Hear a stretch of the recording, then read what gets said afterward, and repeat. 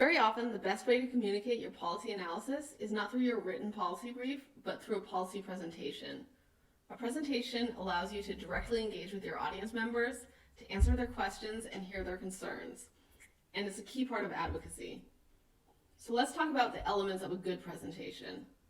First, your presentation should be simple and clean. Limit text and bullets to enable understanding and maintain your audience's interest.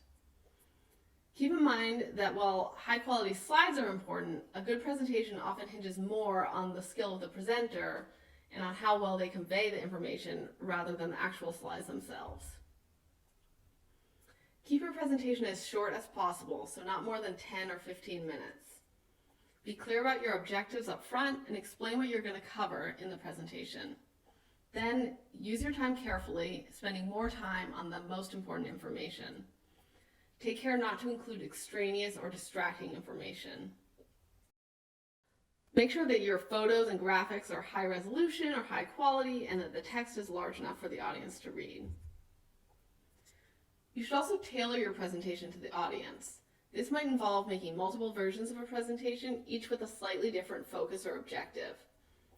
One might be more for technical audiences, while another might be geared towards senior policymakers. Finally, a good policy presentation calls the audience to action and clearly lays out recommendations and next steps. You don't need to be a natural public speaker to deliver a good presentation. The most important thing is to practice.